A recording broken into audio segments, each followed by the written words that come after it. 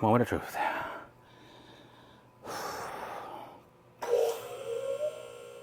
What's going on, guys? Welcome back to another great day. Today is a very exciting day. Today we are finally going to be installing a two-post lift in the garage. Working on the ground is really hard on your body and it just wears and tears on you. Well, today hopefully we are going to eliminate that by installing the Maxjax lift in the garage. Now I've already positioned these exactly kind of where I want them, where it'll fit, at least be able to lift the Corvette, the Lightning, and also the Ford Bronco. So yes, all three vehicles, all the different makes, sizes, and all that will fit right here in this position where they're at. These lifts here, guys, these are not new. These are used. These are I think the first ones ever made by Maxjax. These are actually made by Danmar. So the ones now that they're making, the new models, are actually made by Benpack. The only problem that these had was the tank was busted. I guess we're moving around, and this whole section here of the tank was broken. As you can tell, I plastic repaired it with epoxy. And I called Maxjax trying to get a new replacement tank, and they don't sell these tanks no more from Danmar. Apparently the new ones don't fit this model, and Danmar got bought out by some Chinese company. So I reached out to them trying to get a new tank, and no luck. And I painted it black to kind of hide the plastic report. But anyways, I went ahead and put some water in there, make sure they got no leaks. Works good. I went ahead and then bought some hydraulic fluid down by the auto parts store. This is the kind of uses AW32. Put them in there, hooked up the lines, and just to make sure everything works before we get too in depth with this. And the motor works. Ran the lift arms, went up. No leaks out of the hoses or any of the fittings, which is good. But not sure if the pump's still if the pump's gonna work, or if there's gonna be a leak once we have a car on the actual arms with all the pressure. So hopefully not. Hopefully everything works great. Like I said, these are old. As you can tell, these are faded yellow, and this is a faded black. And compared to this side, which is a brighter yellow and darker black. So these were definitely outside. I did have to wash these and clean them up because they're really dirty. I went and bought this hardware from Amazon. It's basically the same thing as the Maxjax set. So if you buy the Maxjax brand, they're gonna cost you like $160, $150 for the set. Apparently, from what I read online, people have used these and they're basically exactly the same ones. These are, I think, $40 a box. You need 2 boxes, one for each side. It does not come with any the hardware, so you have to buy the hardware separately. Hardware and washers and stuff like that separately. All it does come with is basically the stud and the nut and the washer to pound these inserts into the ground. That's all it comes with. And also, I picked up this drill bit from Amazon. This is a 7/8 by 12 inches long, but you only need to use, I think, 4 inches or 4.5 inches of this into the ground. This is the final size for these.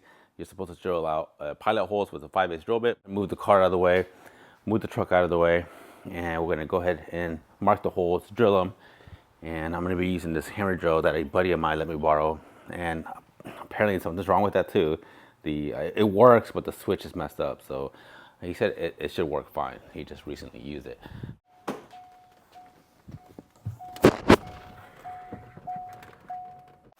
All right, so I just pushed them out. Don't wake up the neighbors early this morning. And luckily for me, they're easy to roll out. All right, now let's go ahead and mark these holes, move these out of the way. We could probably use some of these to drill a couple pilot holes if we wanted to. Maybe we won't. Maybe we'll use one of these just to drill a pilot hole. Let's go ahead and get one in there.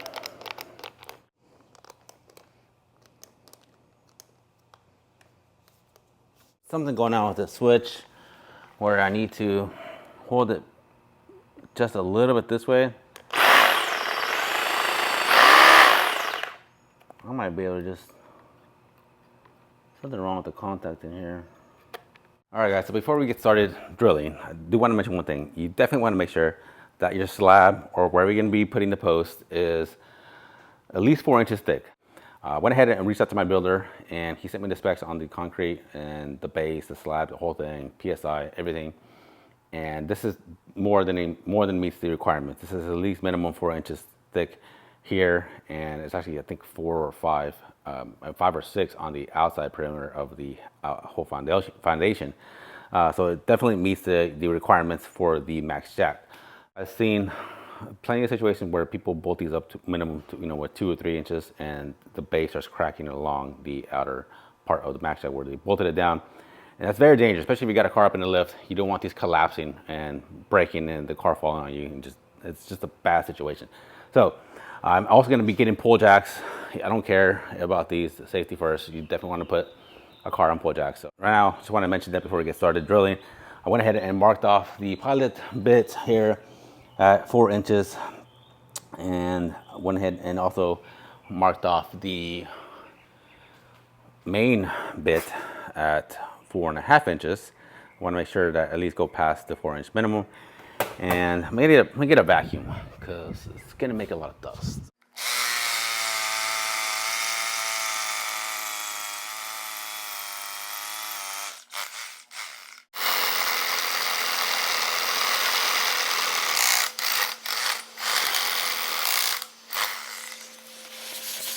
All right, so we got one bolted in, not going anywhere, and I went ahead and drilled out the rest of the other 5 holes, ready to put the anchors in. Let's hammer one in.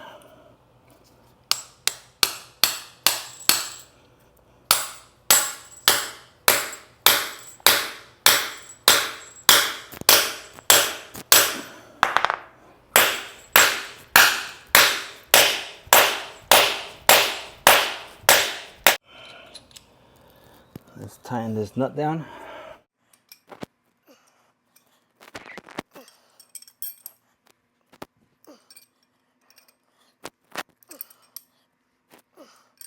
Back it up. Let's see where we're at.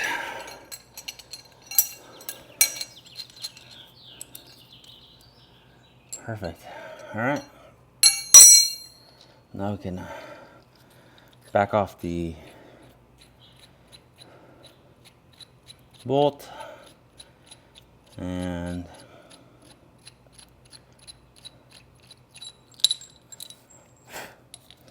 you see how the anchor now is basically about 1/8 inch below the surface of the floor here. That's kind of where you want it.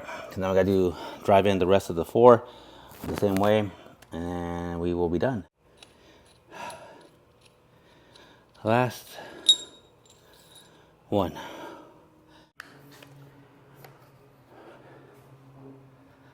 All right, got them all in there, and I recommend this in the wintertime. Summertime, no bueno, guys. All right, so as you guys can tell, I went through a lot of these washers. I mean, these take the blunt force of the whole tightening down the nuts and stuff. These get damaged up pretty quick, so I definitely recommend picking up quite a bit of these washers. I went through at least 4 of these sacrificial bolts there. You can look at these things. These things were, when you're hammering these down, they take some force to the top of the head, and once you bottom out the anchor, that's basically what causes these to bend up. But anyways, I recommend these picking up. You get 2 in the kit. I recommend picking up at least 4 extras. That way you're safe.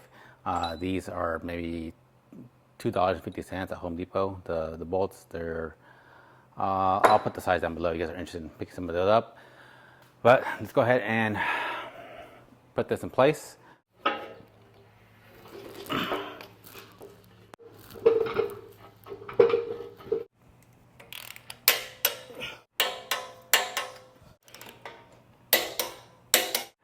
All right, lines are on. Lines are hooked up to the cylinders. Got the power unit over here, and what car do we? I want to jack up the Corvette, but it's gonna be a pain in the ass because it's so low. The Lightning, the frame is all funky and weird. I don't know. And the Bronco, it's probably the heaviest ones I have that I don't want to do at the first lift, let's go ahead and lift the wife's car. That's probably the lightest and easiest. Let's do her car first before we damage any of our babies.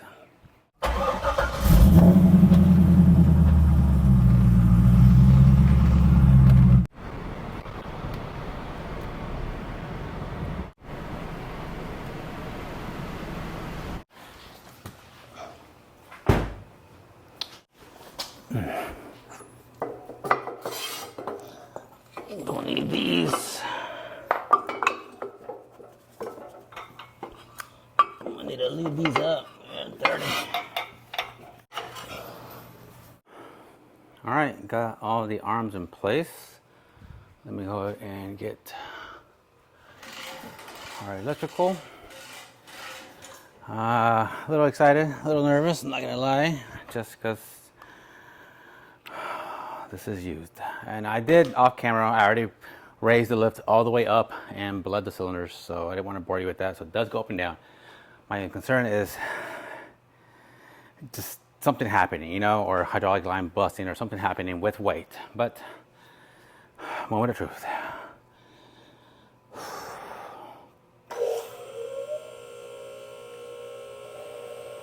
There it goes. Car is going up. Car is still on the ground. Not quite off the ground yet, guys. No weird noises. No leaks. Let's stop right there. All right. No weird noises. No leaks. Give the car a little shake. We're good. Should we go up higher? Yeah, that's why not. Let's go up higher. I'm gonna put this camera down because get a better angle here, guys. And sorry about the motor. It's a little slow, but it's going up. Now, these don't have the safety lock, as you can hear. It's basically this rod here. It is solid. It's not hollow. You stick it in here. Once these arms get past it, and you rest it on top of this. So that's basically your only safety locks on these first generation Maxjax.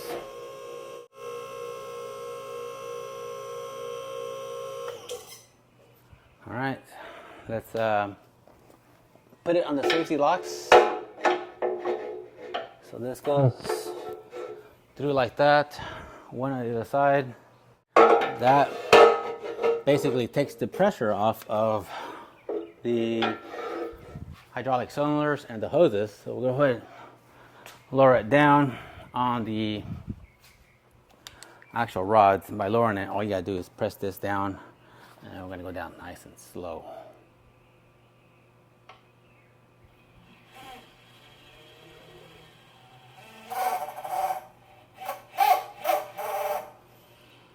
All right, so we are officially resting on the locks now. And yes, we have a car in the air in the garage. That is insane.